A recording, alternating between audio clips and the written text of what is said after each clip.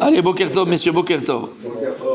Ochot Sadikim, on commence un nouveau chapitre, on va dire, sur le sujet. Shara Nedivut. On va parler du don. Nedivut, du don. Et dit le Rav. Un Nedivut, Yamida Shayagia Ba'adam le Malot Dolot.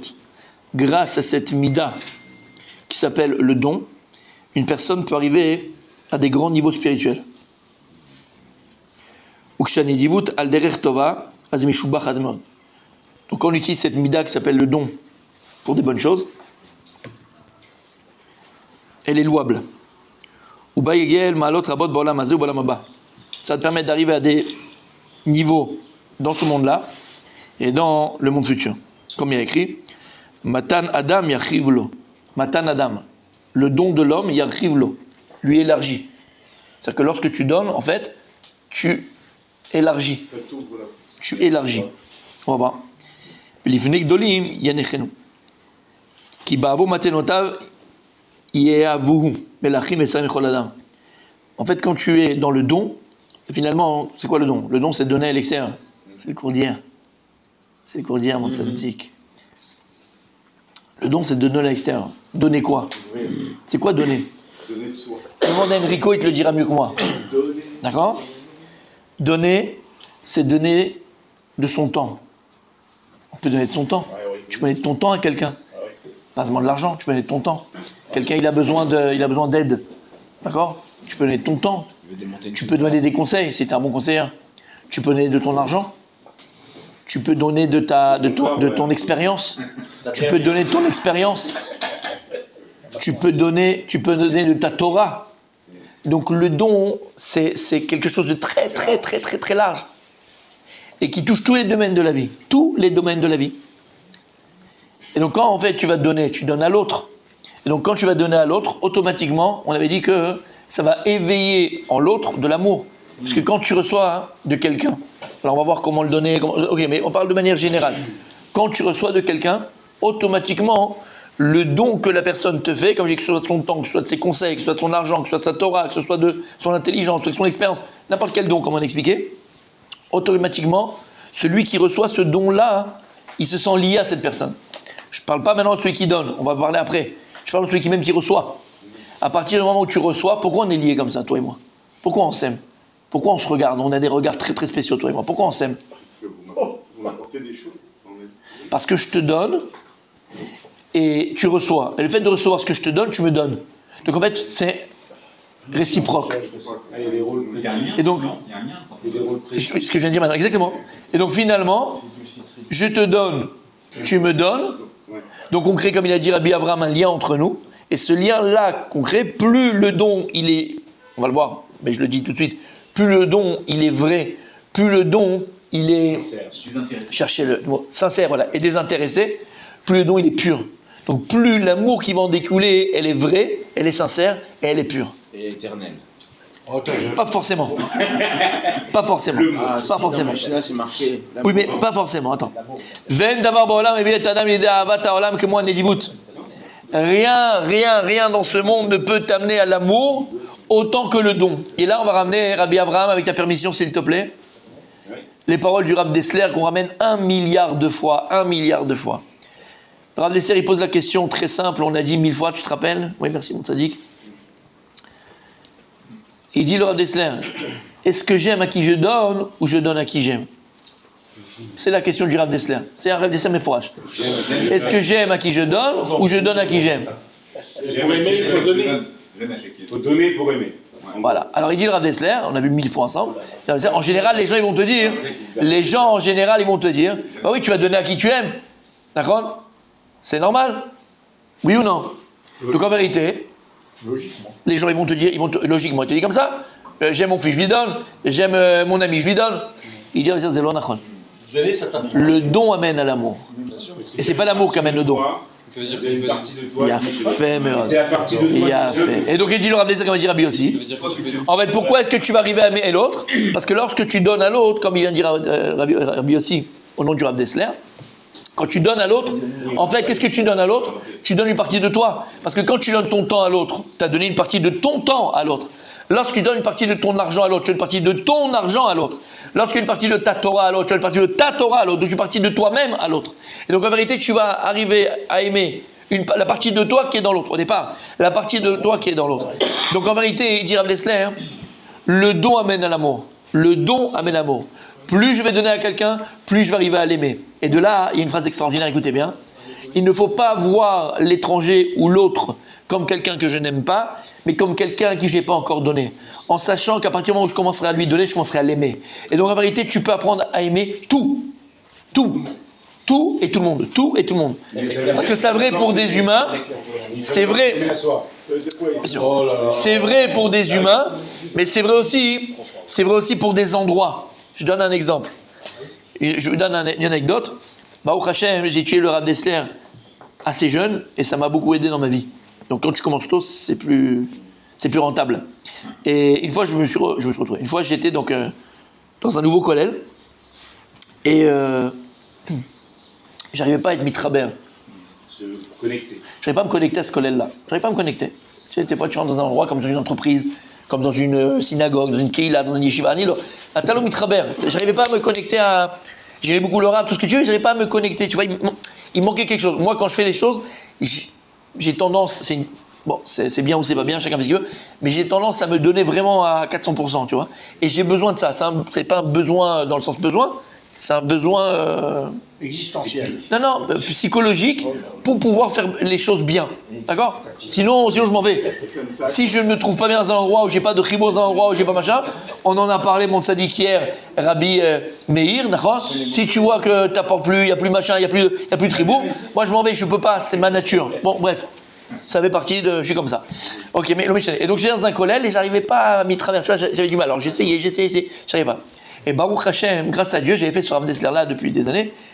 Donc je me suis dit, en fait, finalement, c'est facile. Il faut que je lui donne au kollel. Il faut que je donne au kollel. Alors, qu'est-ce que j'ai fait d'abord ? Tout le master que j'avais, je l'ai mis de côté comme ça. D'accord ? Quelques mois. J'ai fait deux choses. Premier, j'ai pris mon master, je l'ai mis de côté. Et il manquait dans le kollel un tour Shulchan Aruch. Je ne sais pas si vous connaissez quoi le tour Shulchan Aruch. C'est, d'accord, des pavés. D'accord, voilà. J'ai mis de côté jusqu'à ce que je puisse acheter un tour Shulchan Aruch. J'ai acheté un tour Shulchan Aruch, donc j'ai donné pour le kollel. D'accord ? Ça, c'est vraiment. Et deuxième chose, ce que j'ai fait, je vais commencer à te donner. Pas quand on recevoir à la fin du mois la petite bourse qu'on te donne, machin et tout ça. J'ai commencé à donner au kollel. Qu'est-ce que j'ai fait ? J'ai créé dans l'endroit où on était, on s'est compris, bon, j'ai organisé un petit coin café, comme si café, gâteau, pas que café, gâteau, lait, machin. J'ai acheté le café, j'ai acheté les gobelets, j'ai acheté le machin, j'ai acheté le plateau, j'ai acheté les gâteaux, je mettais tout ça, machin, tous les matins. Non, que moi j'aime, pas eux. C'est normal, d'accord ? Et en fait, plus je commençais à donner au kollel, et plus j'ai mis travers au kollel. Jusqu'à que Baruch Hashem, je me sentais super bien, et j'ai fait quelques temps là-bas, et c'était super. Pourquoi ? Parce que c'est que tu Rav Dessler. En fait, si tu veux aimer quelqu'un ou quelque chose, donne-lui. Et cette phrase que je viens de vous dire, elle est magnifique. Ne vois pas l'autre et l'étranger comme quelqu'un que tu n'aimes pas, mais comme quelqu'un à qui tu n'as pas encore donné. En sachant qu'à partir du moment où tu vas commencer à lui donner, tu commences à l'aimer. Donc tu peux arriver à aimer tout dans ce monde-là. Tout. Comment ? Quand tu es dans le don. Comme on a expliqué, pourquoi ? Parce qu'il y a une partie de toi qui est dans l'autre. Donc le don, il amène à l'amour. Et c'est que la première mitzvah qu'Akadosh Baruch Hu nous a donnée, qui est comptée dans le Rambam, qui est comptée dans le... La première mitzvah que l'on a, c'est quoi ? Viens. J'ai pas entendu. Ouh, faut te marier, toi. T'es chaud.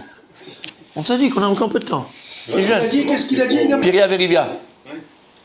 Je rigole, hein, j'arrive, tu me connais comment je suis. Hein. Oh, celui-là, il est chaud. Arrête, c'est mon élève. Il tient de moi. Il tient de moi. Bref, on a compris. Le pauvre. La première mitzvah que le Rambam il ramène. L'Ehov et Hashem.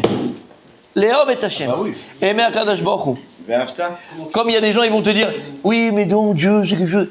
Comment tu vas arriver à aimer Akadosh Baruch Hu ? Qu'est-ce qu'il faut ? Faut lui donner. Comment ? Première mitzvah du Rambam. L'Ehov et Hashem.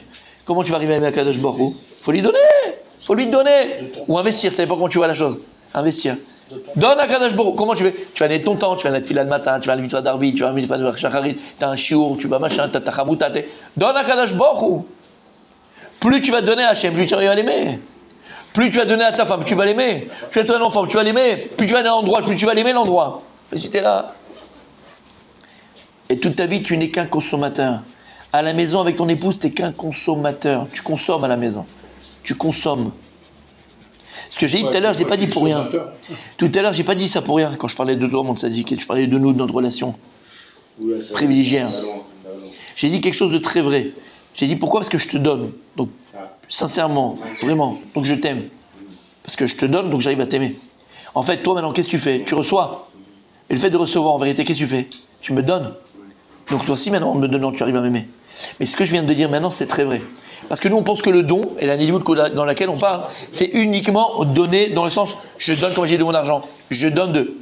Et je l'ai dit déjà à un chiour, je ne sais pas si vous vous rappelez. Vous savez que Rabbi Abraham, le plus grand don que l'on peut faire à quelqu'un, c'est pas le don tel qu'on a expliqué maintenant.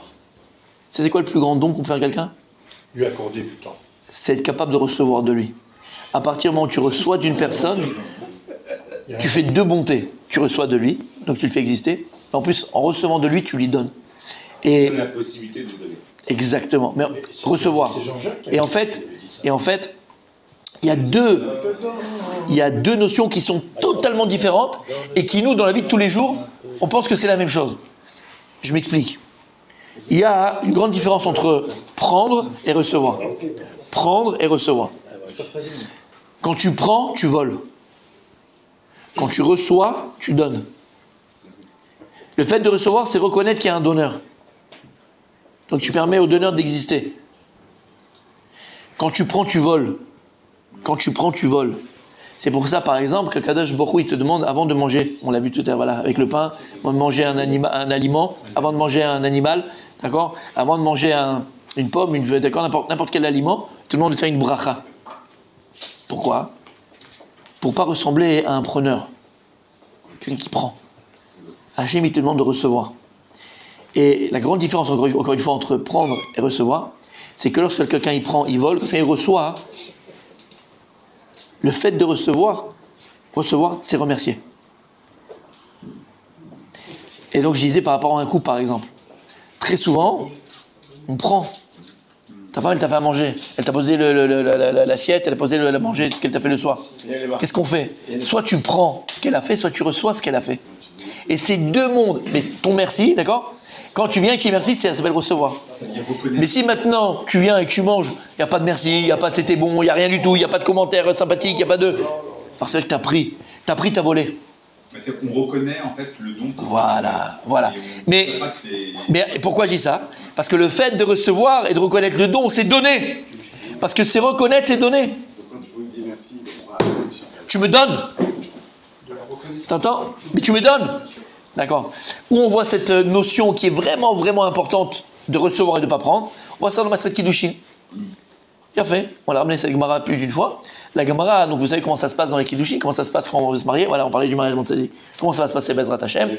Tu vas trouver ta kala, et à un moment donné, tu vas donc te marier, passer sous la choupa Kiddushin. Et tu vas lui dire, Areat mekudeshet li betaba adzo kedat Moshe ve Israël. Voici que tes mekudeshet li, tu mets consacré avec cette bague-là. Pourquoi la bague? Pourquoi l'argent? Parce qu'il faut qu'elle accepte, elle, d'accord, le mariage. S'il n'y a pas d'acceptation de la femme, c'est nul et non avenu. Annulé, exact. Tu l'as pris, exact. Oh là là là là. Exactement, tu l'as pris, mais on ne prend pas une femme. Maintenant, le fait que maintenant la femme, qu'est-ce qu'elle fait? Elle va recevoir la bague du mari. Elle reçoit la bague, d'accord? Elle la prend pas, elle la reçoit. Alors cette réception, c'est une acceptation. Donc en recevant la bague, qu'est-ce qu'elle fait? Elle donne. Qu'est-ce qu'elle donne?